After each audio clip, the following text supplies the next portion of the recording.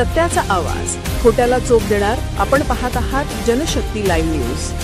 निर्भीड बातम्या, निडर पत्रकारिता. वळसंग ग्रामस्थांचे आमरण उपोषण सुरू. प्रशासनाकडे ठाम मागण्या. वळसंग तालुका जत दिनांक 10 नोव्हेंबर 2025 सोमवार रोजी वळसंग येथील ग्रामस्थांनी त्यांच्या दीर्घकालीन आणि प्रलंबित मागण्यांकडे प्रशासनाने वारंवार केलेल्या दुर्लक्षाविरोधात एकत्र येत आमरण उपोषणाला सुरुवात केली आहे. आता न्याय मिळाल्याशिवाय उपोषण उठवणार नाही असा ठाम निर्धार ग्रामस्थांनी व्यक्त केला आहे. सकाळपासूनच उपोषणाला बसलेले संभाजी ज्योतिबा चव्हाण यांची अचानक तब्येत बिघडल्याने त्यांना तातडीने खासगी रुग्णालयात उपचारासाठी दाखल करण्यात आले आहे. मात्र गंभीर आरोग्य स्थिती निर्माण होऊनही प्रशासनातील कोणताही अधिकारी घटनास्थळी पोहोचलेला नाही अशी ग्रामस्थांची तीव्र नाराजी आहे. उपोषणस्थळी साध्यात पिण्याच्या पाण्याची देखील व्यवस्था नसल्याने संताप व्यक्त होत आहे. ग्रामस्थांनी प्रशासनाकडे एकूण 8 ठोस मागण्या सादर केल्या असून त्यापैकी काही प्रमुख मागण्या पुढीलप्रमाणे: PWD अधिकारी आणि तलाठी यांनी मिळून गावातील अधिकृत मुरुम साठवणुकीचा त्वरित पंचनामा करावा. संबंधित जागा कायमस्वरूपी आरक्षित शून्य म्हणून राखावी. PSC समोरील वडझाड हटवण्याची घटनेची चौकशी करून दोषींवर कठोर कारवाई करण्यात यावी. पंचनामा प्रक्रिया विलंबित करणाऱ्या अधिकाऱ्यांवर शिस्तभंगाची कारवाई करण्यात यावी. जिल्हा परिषद शाळेजवळ साठवलेला मुरुम तातडीने हटवून नवीन पंचनामा करण्यात यावा. या प्रकरणात सामील असलेल्या अज्ञात व्यक्तींवर सखोल चौकशी करून कायदेशीर कारवाई करण्यात यावी. ग्रामस्थांचा आरोप आहे की अनेक वेळा पत्रव्यवहार आणि निवेदन देऊनही प्रशासनाने कुठलीही ठोस कृती केलेली नाही. त्यामुळे गावकऱ्यांनी एकजूट दाखवत उपोषणाचा मार्ग स्वीकारला आहे. उपोषणस्थळी मोठ्या संख्येने ग्रामस्थ उपस्थित असून न्याय मिळेपर्यंत उपोषण सुरूच राहील अशी ठाम भूमिका त्यांनी घेतली आहे. सध्या वळसंगमध्ये प्रशासनाविरोधात तीव्र रोषाचे वातावरण निर्माण झाले असून नागरिकच संताप उसळला आहे. ग्रामस्थांनी प्रशासनाला इशारा दिला आहे की त्यांच्या मागण्यांकडे तातडीने लक्ष न दिल्यास आंदोलन आणखी तीव्र केले जाईल आणि त्याची सर्व जबाबदारी प्रशासनावर राहील. नमस्कार. अशा प्रकारे आज वळसंग तालुका जत जिल्हा सांगली या वळसंग गावामध्ये आज पहिल्यांदाच उपोषण अनेक वळसंग गावातील अनेक ग्रामस्थ या ठिकाणी उपोषणाला बसलेले आहेत. त्यांच्या मागण्या काय काय आहेत आपण सविस्तर त्यांच्याशी चर्चा करणार आहोत. आणि त्या ठिकाणी गावातील प्रतिष्ठित ग्रामस्थ आहेत, त्याचबरोबर युवा वर्ग आहे. तर त्यांच्या मागण्या नेमक्या काय आहेत आपण आता सविस्तर त्या ठिकाणी तुम्ही आमरण उपोषण वळसंग ग्रामस्थच्या वतीने या ठिकाणी उपोषणाला बसलेला आहात. तर तुमच्या अनेक मागण्या आहेत, तर त्यामध्ये तुमच्या प्रमुख मागण्या काय आहेत? आमची प्रमुख मागणी अशी आहे की तिथे झालेला जो मूळ साठा या मूळ साठ्याची सखोल चौकशी करावी आणि याच्यावर जी आरोपी आहेत त्यांच्यावर कठोरातली कठोर कारवाई करावी आणि त्यांना दंड हा प्रामुख्याने झाला. आतापर्यंत प्रशासनाने काय दखल घेतली नाही.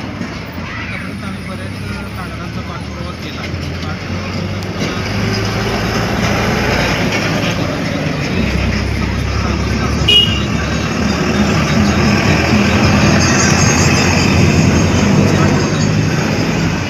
त्यातून आम्ही त्यांना दिलेल्या निवेदनात असं आहे की जवळपास ज्या मुरुमाचा आता ज्या पंचनामा होणार होता तो सगळा चुकीच्या पद्धतीने त्यांनी केला. मग जो आम्ही आमच्या अंदाजे जे मुरुमाचं मूल्यमापन करून सांगितलं होतं ते 300 ते 400 असं न करता त्यांच्या अधिकाऱ्याने 70 ते 80 लाखाचा दिलेला समजतं आणि त्यांच्याकडून कोणतंही उत्तर आलेलं नाही. प्राथमिक अंदाज आहे एवढं समजले आहे. आम्ही त्यांचा अहवाल मागणीचा अर्ज केला त्याच्यावरही प्रशासनाकडून काही उत्तर नाही. शेवटी अंतिम स्वरूपामध्ये तुम्ही उपोषणाला बसलेला आहे. उपोषणाची वेळ का आली तुमच्यावर? आमच्यावर उपोषणाची वेळ अशी आली की आम्ही जे कागदांचा पाठपुरावा केला याकडं कोणत्याही प्रशासकीय अधिकाऱ्यानं लक्ष दिलेलं नाही. प्रत्येक वेळेला आम्ही रोज हेलपाटे मारता जवळजवळ आम्ही 6/10/2025ला अर्ज केला. आजची तारीख आहे 10/11/2025. या वेळेत एकदाही आम्हाला प्रशासनाकडून कोणताही विचार तुमची पुढची भूमिका काय आहे? आता आज एक दिवस आम्ही वाट बघून नसेल तर आम्ही आता संध्याकाळी थोड्या वेळानंतर आम्ही पुढच्या दिवसाची मागणी करणार आहे. उपोषणाला वेळ वाढवून घेणार आहे. नंतर आम्ही पुढचं आंदोलन तीव्र करायची शर्त आम्ही केली आहे. नक्कीच तुमचा जो काही रास्त तुमचा मार्ग आहे त्या ठिकाणी वळसंग सोसायटीचे चेअरमनसुद्धा आहेत. तर हा उपोषणाला तुम्हीसुद्धा यामध्ये सहकार्य घेतलेलं आहे. तर तुमचं मत काय आहे? आमचं मत आहे की आता टाकले त्याच्यावर कारवाई व्हावी, म्हणजे चौकशी व्हावी त्याची आणि त्यांच्यावर कारवाई व्हावी एवढीच आमची मागणी आहे. आणि एक तर असं आहे पाठीमागे जिल्हा परिषद मराठी शाळा आहे ज्याला संरक्षण भिंत आहे त्याला लागून ते जे आहेत प्रमाणे टाकलेलं म्हणून जात आहे आणि एक तर बस स्टॉप आहे आणि जाणारा राजमार्ग हा मोठा आहे आणि ह्याचं PWD खातं पण चौकशी करत नाही, प्रशासन पण चौकशी करत नाही, प्रांत पण तहसीलदार किंवा प्रांत अधिकारी पण चौकशी करत नाही.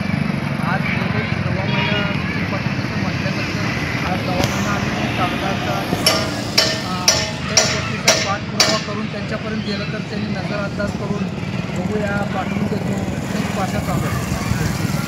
म्हणजे प्रतिसाद देण्याचं त्यांच्याकडनं काय मानसिकता नाही, त्यांची दिसून येत नाही, म्हणून ही उपोषण करण्याची वेळ आलेली आहे. तर तुमची प्रतिक्रिया आहे काय आहे की तुम्ही माजी सरपंच आहात, या ठिकाणी उपोषणाला तुम्ही सहकार्य केलेलं आहे, उपोषणाला स्वतः तुम्ही हजर आहात, काय सांगाल याबद्दल? जेणेकरून ही शासनाची जागा आहे PWD करता म्हणजे देखभाल करण्यासाठी खूप काम करतात. कुठल्याही ग्रामपंचायत नाही PWDला परवानगी मनमानी कारभार करून नामाचा मोठा काय नाही त्यांनी टाकलेलं आहे. शासनाला आम्ही विचारलं असताना देखील शासन देखील याला प्रतिसाद देत नाही. त्यासाठी आम्ही प्रतिसाद देत नाही म्हणताना आम्ही उपोषणाचा निर्णय आम्ही घेतलेला आहे. त्यासाठी शासनाला लवकरात लवकर याच्यावरती तोडपाठ केले नाही, दंडात्मक कारवाई व्हायला पाहिजे. दंडात्मक कारवाई होऊन त्यांनी परत पुढं कोण असं करू नये अशी आमची अपेक्षा. नक्कीच या ठिकाणी आपण पाहत आहात की या ठिकाणी वसंतमधील ग्रामस्थ या ठिकाणी उपोषणाला बसलेले आहेत. जे अनाधिकृत जागेमध्ये या ठिकाणी वगैरे टाकलेलं आहे त्याचा पंचनामा व्हावा ही शासनाकडे आणि प्रशासनाकडे मागणी आहे आणि ही मागणी प्रशासनाकडून दखल घ्यावी हीच त्यांची मागणी आहे. जनशक्ती लाईव्ह न्यूज चॅनलला लाईक करा, शेअर करा आणि सबस्क्राईब करा.